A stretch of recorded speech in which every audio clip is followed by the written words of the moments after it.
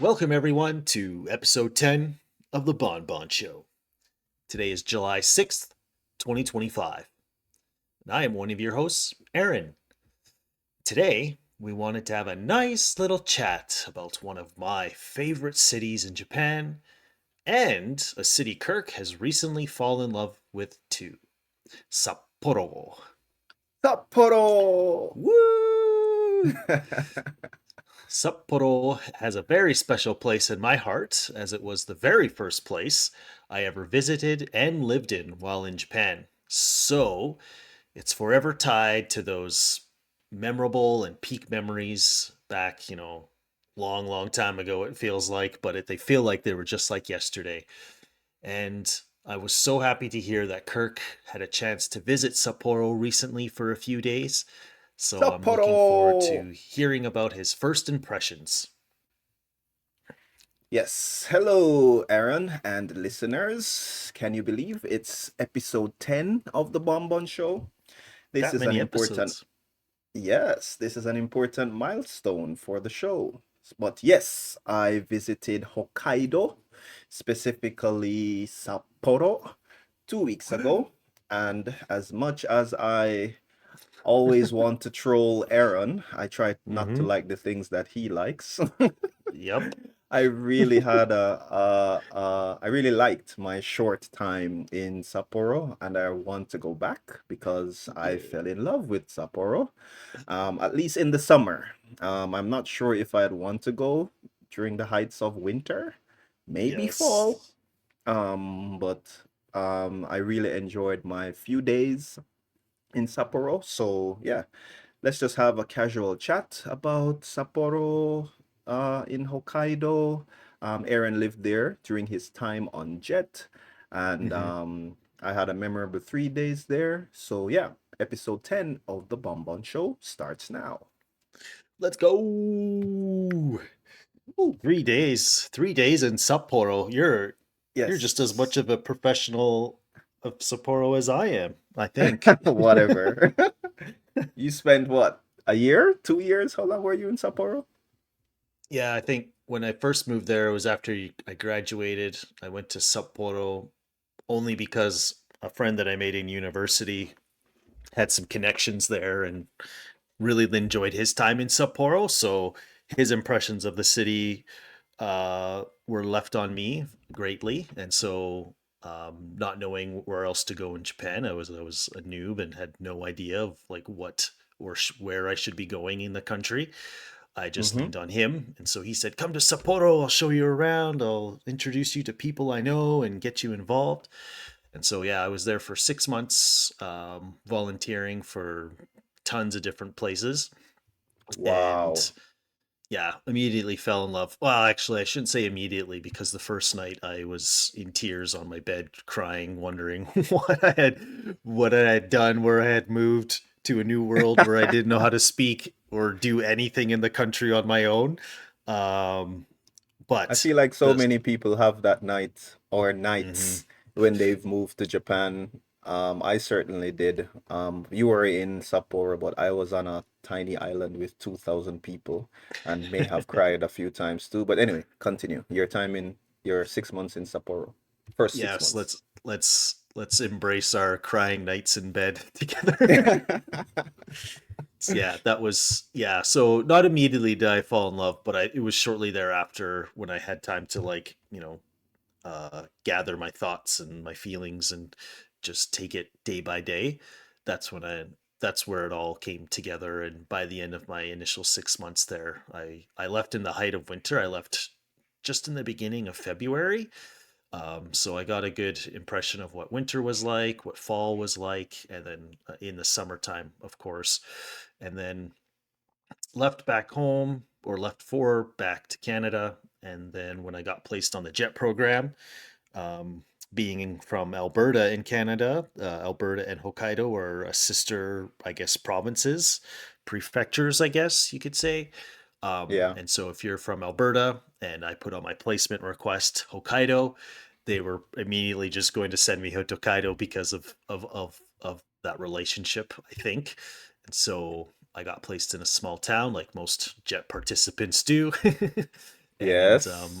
luckily for me, it was about 40 or so minutes outside of Sapporo, so not too far, but far enough where you had that, you know, that small town feel, but could easily get to Mm-hmm. the big city if you wanted to. And so, yeah, I spent another year in Hokkaido teaching in small town. And yeah, I've been back to Hokkaido many times since to visit all the friends that I have made. And I have friends from even where I live in Edmonton here in Canada that live in Hokkaido still.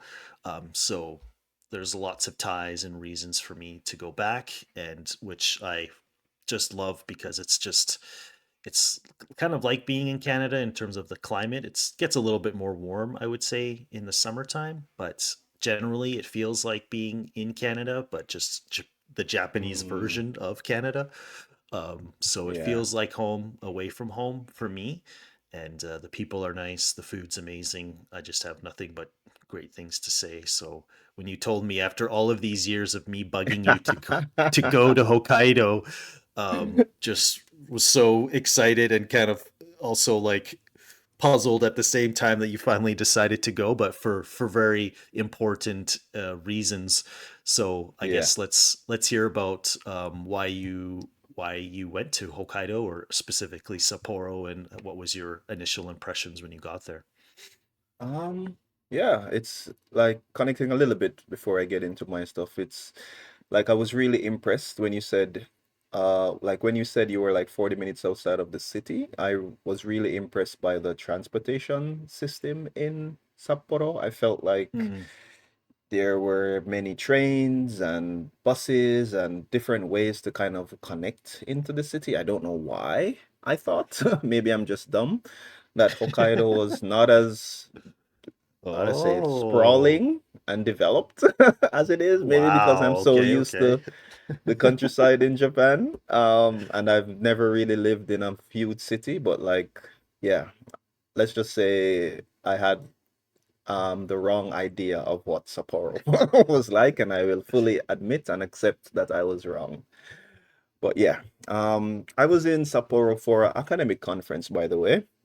Mm. I will be graduating from Hiroshima University in a few short months. And, Yay. I'm in advanced stages of my research and,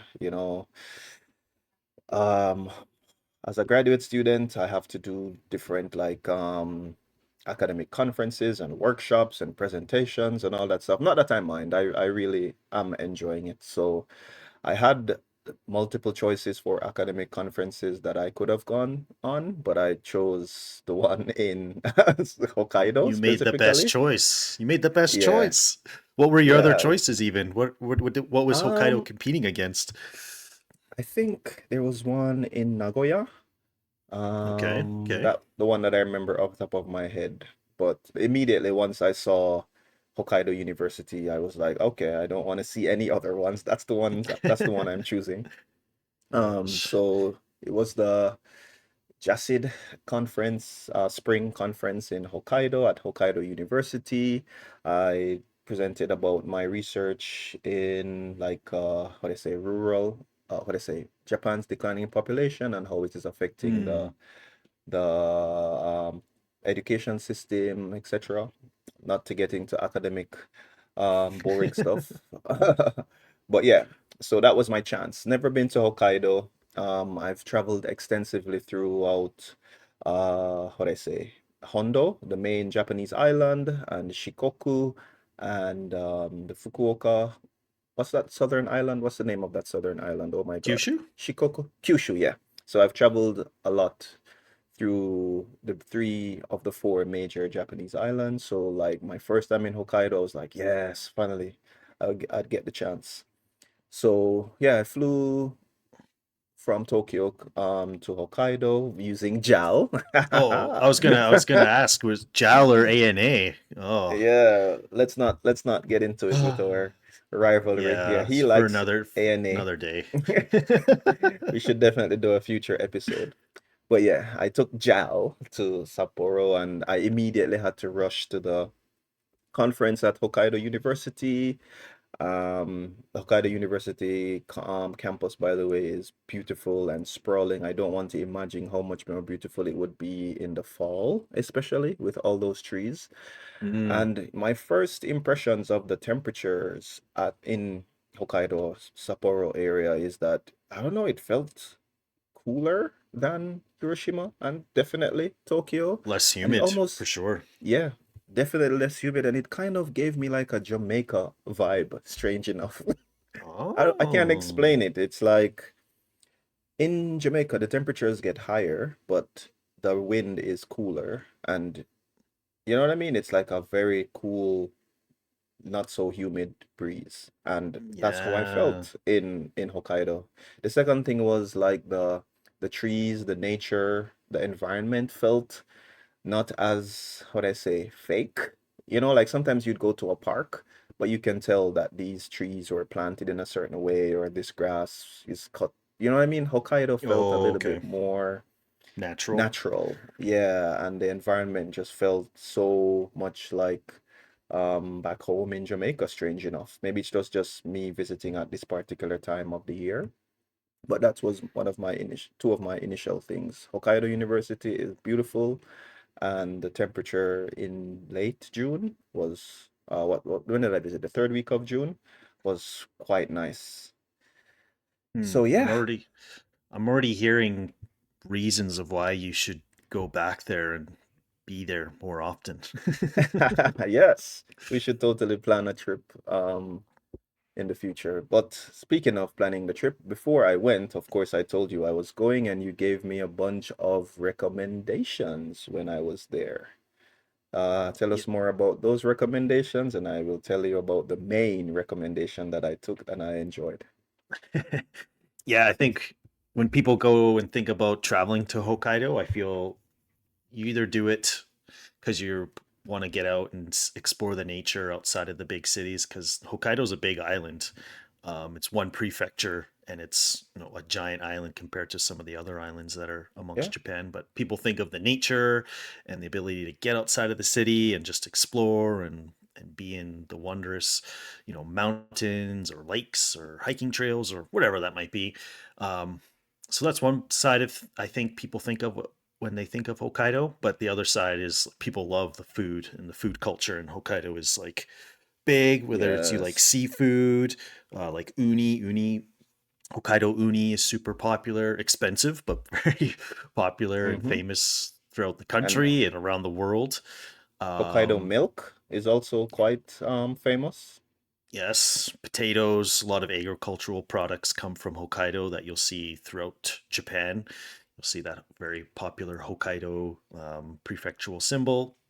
And yeah, so one of the things that I really liked and that I was introduced to early on in my days in Hokkaido was the very popular soup curry dish that originated in Oh, Hokkaido. And so that was one of the items that I shared with Kirk before his leaving. I said, you got to go to the restaurant that I was first introduced to was called Suage. It was in the Susukino area, it's very close to an iconic building that has a Ferris wheel on top of it. I know a lot of cities have the Ferris wheels on top, but this one is really close to that building, which is called Norbessa.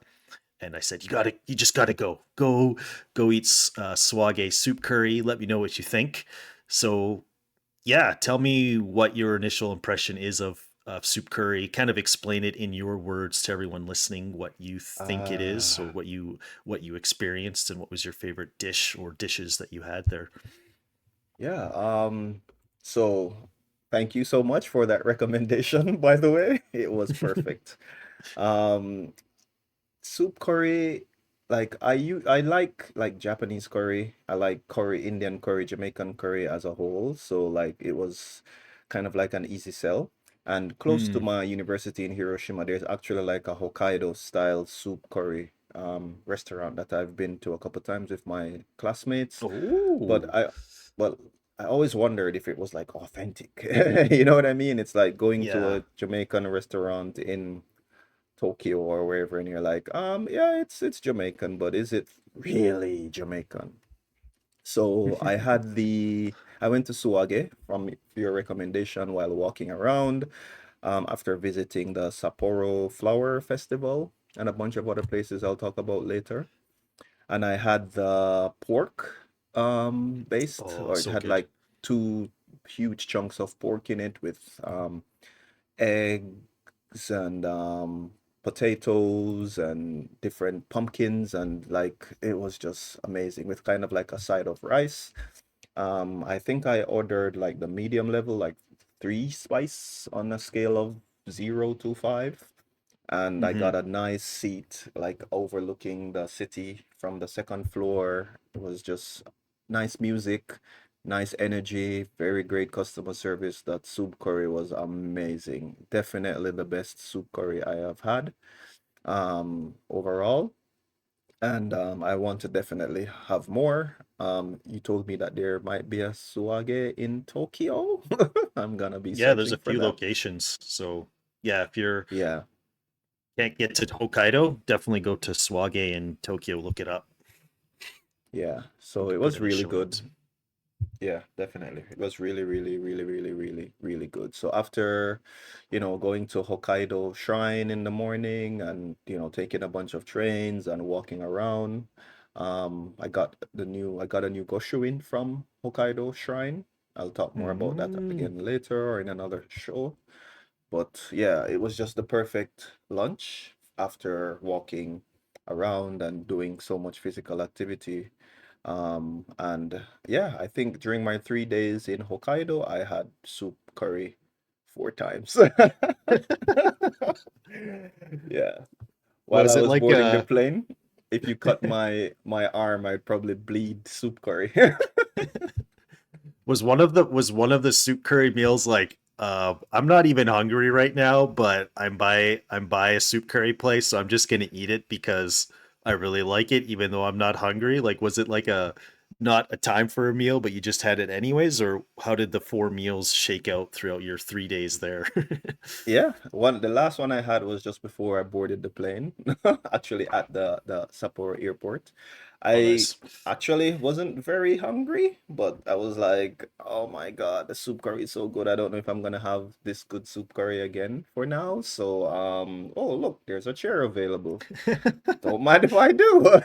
So I wasn't hungry, but I was like, oh, more soup curry.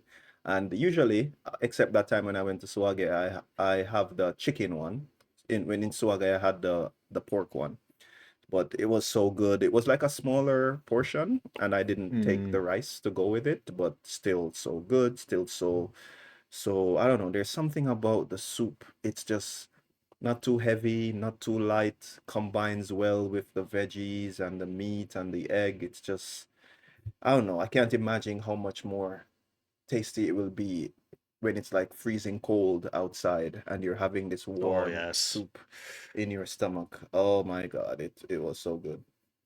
Yeah, I like how it's prepared. Like everything that's in the soup dish, I guess for those that are trying to imagine what it looks like, you get like a bowl, and then all of the pieces of meat and veggies are like kind of whole. So when you have a potato, it's more like it might just be cut in half, but not in like pieces. Or if you get a piece of corn, it's just the whole piece of corn, or the kabocha is like an entire slice, or broccoli or okra or whatever it is, and then you kind of just like it's soft enough that you can kind of just cut it with your spoon, and then you kind of take a little bit of meat and then a little bit of veggie and some soup, and then you mix it with some rice, because your rice comes on like a separate dish. And it's, yeah, like you said, it's not so heavy, and as long as you get like the right spice level, I'd say if you're going for your first time, try to err on the side of caution and get something that's not too spicy, because if it is too spicy, then you might just kind of have to suffer through eating it and not enjoy it as much. So I would say if you're not too sure what your spice tolerance is,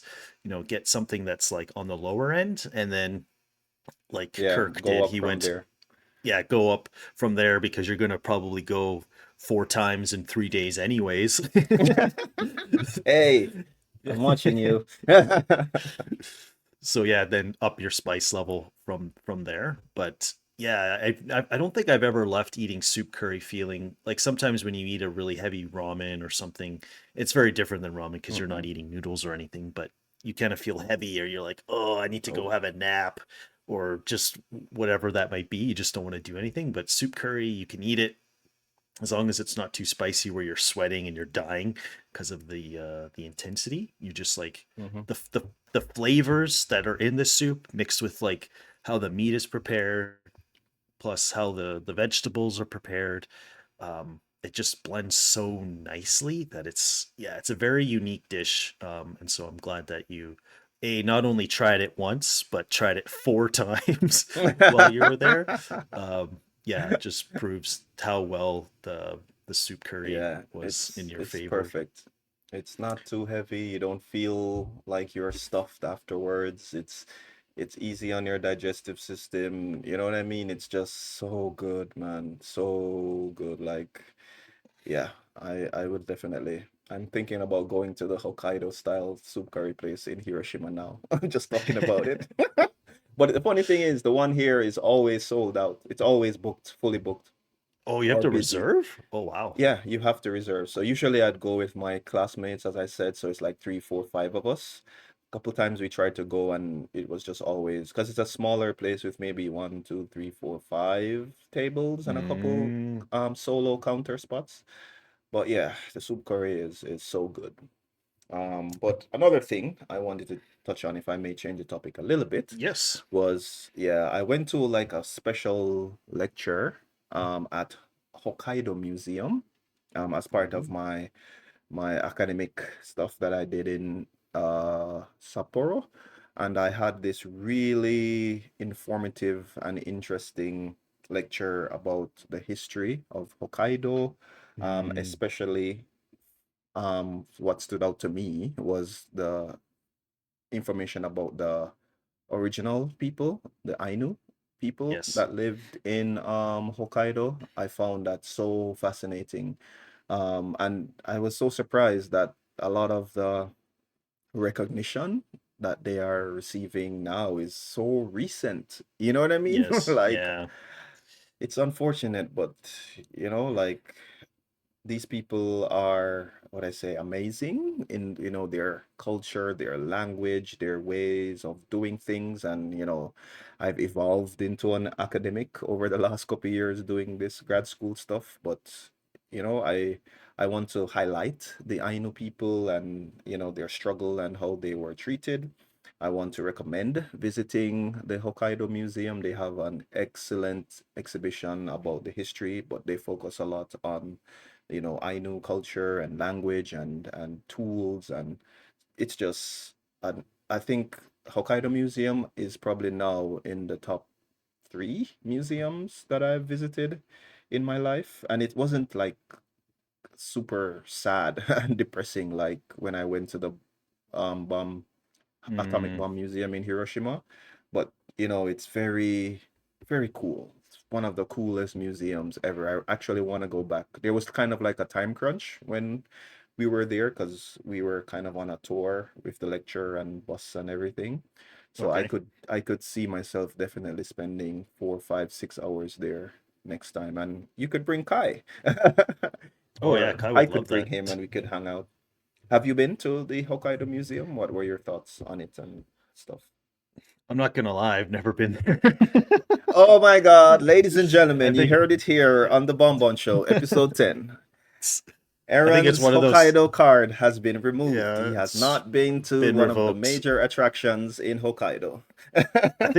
I think it's one of those things when I was living there, you're just when you I think like maybe like all of us when we live somewhere, we're like, yeah, we'll get there eventually, but it was not like anything that with the group of people that I was with, because everyone I was made friends with were like locals, so it wasn't anything that they were like, oh, we need to go to the Hokkaido Museum because they've probably been a ton as they were growing up and going to school and all of that stuff. So it was anything that hadn't come up for me to like. I guess I could have gone by myself, but it was just like, yeah, I'm here for a while. I'll get there eventually, but just never did.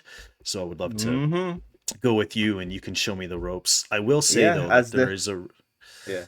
there's a there's an Ainu specific museum that's outside of Yes, Sapporo I that learned about that one as well. yeah, I've been to that one a number of years ago because I you pretty much need to drive to that one as far as I know, and that was really Hmm. cool. They had some outdoor exhibits that kind of replicated what an Ainu settlement would have been like, and you can kind of go in there and explore. And then within the museum itself was very very cool and educational and informative of just all of Yeah. that culture around there. So I think if you really really enjoyed the Ainu culture exhibition, um, or exhibit at the Hokkaido Museum in Sapporo, then I think you'll just fall in love with the Ainu specific museum. So that's Yeah. something that we could definitely go and do, or I would encourage others to go and do. If you're in Sapporo and you love that exhibit, then definitely seek out the Ainu. Um, Yeah. I don't know what the official, I can't remember what the official name, if it's like a cultural center or if it's an actual museum. But yeah, go and check that one out. So I would definitely had an amazing time there. Yeah, getting around in Sapporo is really easy because it's a city with, as I said, Hmm. multiple modes of transport. But I learned very quickly in my short time there that if I wanted to see more of Hokkaido as a whole, Yeah. which has so many attractions, I got like a map from the tourist center of different things, and it's so spread out, and you really don't know how large Hokkaido is until you look at this map and you see that, you have to drive 4, 5 hours to get to somewhere, you know what I mean? And you're still in Hokkaido. I feel like Kyoto, Tokyo, Nara, these usual attractions within Japan, you're so used to having train systems or bus systems that connect these places, but in Hokkaido, it's a very different type of tourist experience where Hmm. it could take you half a day to just go to like the Ainu village area type stuff. So yeah, definitely as the more experienced Sapporo person in this friendship now, I'll have to take you to the to the Hokkaido Museum to Yes, expose please you to do. it. And yeah, let's rent a car and drive to the Ainu Cultural Center or something like that, if I remember my map that I looked at, and we can experience that together as well. Yeah. Yeah, the countryside in Hokkaido is amazing, beautiful. There's so many just peaceful spots and places if you're trying to get away from people and just enjoy the nature. Like you can do that so easily in Hokkaido. Um, and as you mentioned, yeah, getting around, you can rely on the train and buses to get to a lot of spots, but I think even when you get to those locations, you're still kind of stuck to that like core little area, whereas a car will just Yeah. allow you to kind of freely explore the back country and get to, the exact location that you want to with ease. So it's definitely something to think or just keep in mind if you're planning to go to Hokkaido, depending on what you're trying to get out of your experience. For the listeners listening, is yeah, you might need to think about renting a car or just to get to those spots that you want to. Yeah. And of course, we've just basically touched the surface of what Sapporo and Hokkaido has to offer. There's so much Yeah. more that we have yet to experience that we're looking forward to. We're open to hearing your comments, whether on YouTube or elsewhere, about your likes and experiences in Hokkaido if you're listening. I'm really looking forward to going back. I know there's like the snow festival and Hmm. flower festivals and all kinds of different activities, markets, shows.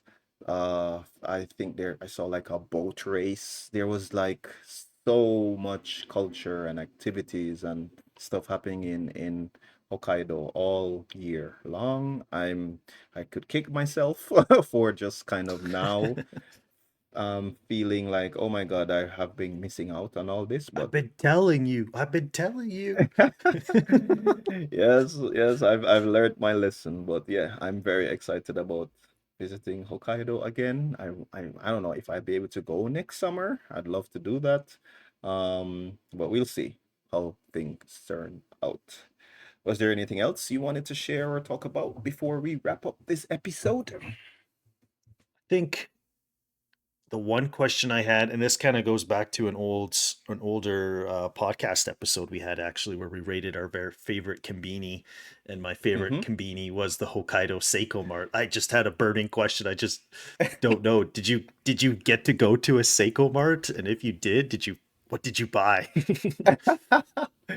Oh my God. No, no, I'm gonna have to admit, I did see quite a few Seiko Marts. Seiko Mart is definitely a Hokkaido thing, but I don't know, man. I What? saw Family Marts and I was just like, No. sorry, Seiko Mart. There's a How Family could Mart across the you? street. Yeah, I think I went to only Family Marts, and maybe a couple 7-Elevens for breakfast and Oh stuff my when I was goodness. there. Oh my goodness. So I'll let's just say we can go to Seiko Mart together for the first time together, okay? So Okay. I'll You take you left to it. You left. I'll Hokkaido just. Museum. You left it for me. You left Seiko Mart experience for Yeah, me for when we go. that's Okay. what that was my intention. I totally planned it that Right. way. I said Okay. I could never go to Seiko Mart without Aaron. Come on. Thank you. But yeah, Thank you so no much. problem. But yeah, No, thank you that's. guys. Yeah, Thank thank you. you guys for listening to episode 10 of the Bonbon Show, talking about Sapporo and Hokkaido, my experience there on an academic conference, Aaron uh, living and volunteering there and being there on Jet, recommending quite a few places for me to see. There's so much more for us to do and experience, and yeah, we're so excited to visit again, and we encourage you, the listeners, to check it out as well. Yes. Thanks, everyone. I can't wait to share more information and more podcast episodes coming down the line. Stay tuned and matane. Bye bye. Bye.